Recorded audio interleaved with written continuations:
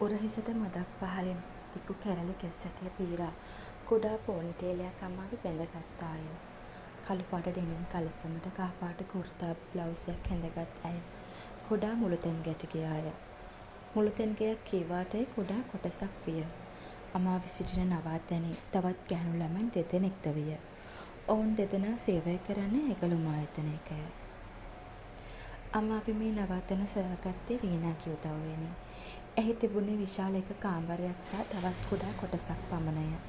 විශාල කාමරයේ තට්ටු ඇඳවල් දෙකක් සහ තනි ඇඳක්, පුංචි කබඩ් දෙකක්, මේසයක් පුටුවක් ඇරෙනකොට මහලොකු ගෘහ භාණ්ඩ එහි තිබුණේ නැත. උදෑසන නැගිට පිසින ලද ආහාරය කෙසෙල් කොළයක් තවා ඇය බැඳගත්තාය. පොලිතෙන් කොළයක දවටා කනවට වඩා කෙසෙල් කොළේ ඔතන ලද බත්පත රසය. ඒත් හැමදාම කෙසෙල් කොළ නැත. දැනටමත් නවාතැනේ හිමිකාරිය ඇගේ කෙසෙල් ගස්වල අත නොතබන ලෙස දැනුම් දී තිබුණද මහ පාන්දර නැගිට අමාවි කෙසෙල් කොළයක් කපා ගත්තේ හිතට පැමිණි ආශාවට වැට බඳින්නට බැරි කමටය. වේලාව ඉක්මනින් ගතවන බැවින් යුවතිය නවාතැනින් පිට වී බස් රථයක එල්ලුණාය. බස් නැවතුමින් බැසගත් ඇය එතැන් සිට අවන්හලට තිබෙන කෙටි දුර පයින්ම ඇවිද ගියාය. වීදුරු දොරගාවට පැමිණි විගසම ඇයට සිහි වූයේ තේජාන් විජේගොඩවය. ඇය සුසුමක් හෙලා වීදුරු දොර තල්ලු කර ඇතුළට ගියාය. අමාවි, වැඩ පටන් ගන්න කලින් මීටින් එකක් තියෙනවා. ඔයා යුනිෆෝම් එක චේන්ජ් කරන් 4th ෆ්ලෝර් එකට ඉක්මනට එන්න. කැෆේ එකේ කළමනාකරුවෝ සිතජ පැවසුවේ යුවතිය ඇඳුම් මාරු කර ගැනීම සඳහා වෙන් කර ඇති කාමරයට යෑමට සූදානම් වන විටය. යුවතිය ඊට හිස සලා තම නිල ඇඳුම හැඳ ගැනීමට ගියාය. නැවත ඇය පැමිණියේ සිනමන් ලීෆ් අවන්හලේ නිල ඇඳුම සමගිනි. 4 වන මහල වෙත යාමට ඇය සෝපානය දෙසට පැමිණියාය. 4 වන සහ 5 වන මහල වෙන් වී තිබෙන්නේ සිනමන් ලීෆ්ගේ ප්‍රධාන කාර්යාලයේ කටයුතු සඳහාය. දැනට සිනමන් ලීෆ් අවන්හල් 4ක් ලංකාව පුරා පිහිටා තිබුණේය. ඒ සියල්ලම අධීක්ෂණය කෙරෙන්නේ මෙහි ප්‍රධාන කාර්යාලය යටතේය. විදුලි සෝපානය විවෘත වූ බැවින් යුවතිය ඊට ගොඩ වුණාය. 4 වන මහලට යාම සඳහා බොත්තම එවූ පසු ඇය කලිසම් සාක්කුවේ තිබුණු කුඩා දුරකථනය අතට ගත්තාය. එහි ලොකු වැඩ නැත. සාමාන්‍ය දුරකථනයක් විය. යුවතිය පුරුද්දට මල්ලි සමග තරඟට කරන ස්නේක් ක්‍රීඩාව කරන්න පටන් ගත්දී සෝපානය යළිත් විවෘත වූවාය. තවත් අයෙක් ඊට ගොඩ වූවේය. ඇය හිස ඔසවා බලන්නට උත්සාහ කරේ නැත. හිත තිබුණේ ක්‍රීඩාවට ඇලීගෙනය. ඇය ඇගේ පාඩුවේ තම දුරකථනයෙන් ක්‍රීඩාව යෙදමින් සිටියේ කුඩා බොත්තම් ඇඟිලි තුඩු වලින් ස්පාසුවක් නැතුව ඔබන අතරේය. සෝපානයට ගොඩ වූ තැනැත්තාගේ දුරකථනය හැඬ වුණේය. හෙලෝ. ඒ ගොරෝසු හඬ ඇසෙනවත් සමගම අමාවි ඒ තැනැත්තා දෙස හිස ඔසවා බැලුවාය. සෝපානය ඇතුළේ සිටියේ තේජාන් විජේගොඩය. ඔහු දුරකථනය කනේ තබාගෙනම ඇමතුමට පිළිතුරු දෙමින් සිටියේ අමාවි දෙස බලාගෙනය. ඒ බැල්ම ඉන්පසුව යොමු වූයේ ඇගේ අතේ තිබුණු දුරකථනය වෙතටය. ඇය වහා දුරකථනය පසුපසට කරගත්තේ හිතාමතා නොව ඉබේමය. සෝපානය 4 වන මහලට පැමිණ විවෘත විය. තේජාන් ඇමතුමත් සමගම සෝපානයෙන් පිටතට පැමිණියේය. අමාවි ඒ ලෙසම සිටමින් අතින් හිසට ගසා ගත්තේ තමාගේ මෝඩකම ගැන සිතමින්ය. මොකක්ද ඒ වුණේ දෙයියනේ? මං හිතන්නේ මම ගිය එකක් ගහන ගමන් හිටිය කියලා ඒ මිනිස්සයා දැක්කා. දැන් හිතනවා ඇති ඇත්තටම මම වැඩ කරනවට වඩා කාලෙක නිකන් පඩි ගන්නවා කියලා. එහෙමනේ ඊයේත් කිව්වේ. අද වෙච්ච දේත් එක්ක ඒක ඒ විදියටම හිතනවා ඇති. ඇත්තටම මට නිකමටවත් හිතුන්නේ ලිෆ්ට් එකට ආවෙත් තේජාන් සර් කියලා. එහෙම නිකමට හරි දැනගත්තා නම් ඊට වඩා වැදගත් විදියට හැසිරෙන්න තිබුණා. අමාවි තමාටම කියා ගනිමින් සුසුමක් හෙළුවේ තමාගේ අතපසුව ගැන සිතමිනි. දැන් සිතුවා කියා පළක් නැත. තේජාන්ට දොස් තබන්නට බොහෝ දේවල් තමාම නිර්මාණය කර අවසන්ය. එසේ සිතමින් ඇය සෝපානයේ නිලයට පැමිණියාය. රැස්වීම් ශාලාවට එන විට සියලු දෙනාම වාඩි වී සිටියහ. එහි සිටියේ පහතමාලේ කැෆේ එකේ සේවය කරන පිරිස බව අමාවි දුටුවාය. වීණා ඇය අසල තිබූ පුටුවක් අසලට අමාවිට හඬ ගැසූ බැවින් ඇය වීණා අසලට ගොස් එහි හිඳගත්තාය. අද මොන බෝම්බයක් පුරවන හදනවද දන්නේ නැහැ තේජාන් සර්.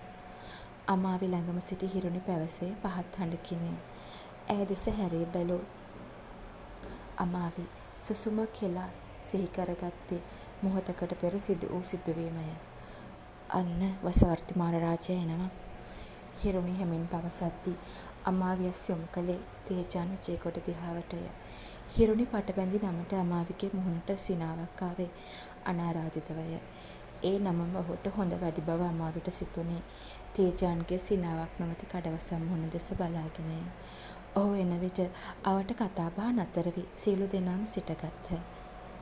ඉන්දිකට්ටක් බිමට වැටුණත් ඇසෙන තරමට නිහඬතාවයක් රැස්වීම ශාලාව පුරාම තිබුණේය. "Good morning sir." ඔහු සිනාවක් නොමැතිව අතින් සන් කළේ අසුනල වාඩි වන ලෙසය. ඉන්පසු ඔහු ද අසුන් ගත්තේ එහි සිටි සියලු දෙනා අතර තම තියුණු ඇස් බැල්ම ගෙන යමින්ය.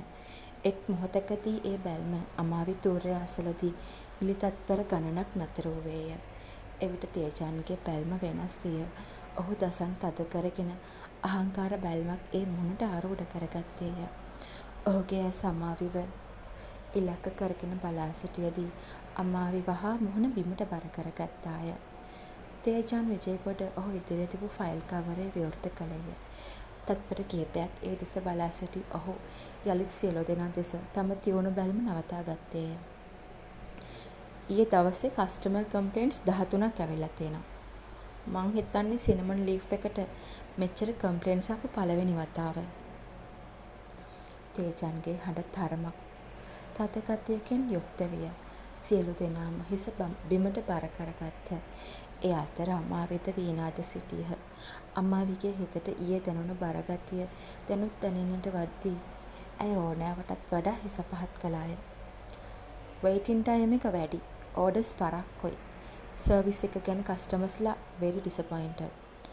ගැඹුරු හුස්මක් අතහරිමින් තේජාන් කළු පාට ලිපිගොනු වසා දැම්මේය. සියලු දෙනාම සිටියේ නිහඬවය. ඒ අතරේ තේජාන්ගේ ඇස් එහි සියලු දෙනා දෙස විනිවිදව බැලුවේය. ඊයේ රෂ් අවර්කේදී කැෆේ ඒරියා එකේ කස්ටමර්ස්ලාගෙන් පිරීලා තිබුණේ. ඒ වෙලාවේ කවුන්ටර් එකේ හිටියේ එක්කෙනෙක් විතරයි. මංව දැක කස්ටමර්ස්ලා භාගයට භාගයක් හැරිලා යනවා. ඇත්තටම මේක අපේ සර්විස් එකේ ලොකු අඩුපාඩුවක්. මේ ආයතනයට එන කස්ටමර් කෙනෙක් මේ දොරෙන් ඇතුළට එන්නේ ලොකු විශ්වාසයක් එක්ක. ඒ විශ්වාසය නැති කරන්න එක වැරදි වචනයක් හරි එක නොසැලකිලිමත් ක්‍රියාවක් හරි හොඳටම ඇති. ඒක නිසා මේක මෙහෙම සිද්ධ වෙන පළවෙනි හා අවසාන වතාව වෙන්න ඕන. මීට පස්සෙත් මෙහෙම දෙයක් සිද්ධ වුණොත් මම මීටින් තියන අය කාලේ නාස්ති කරන්නේ නැහැ. ඒ කෙනාට ඒ වෙලාවෙම ගෙදර යන්න පුළුවන්.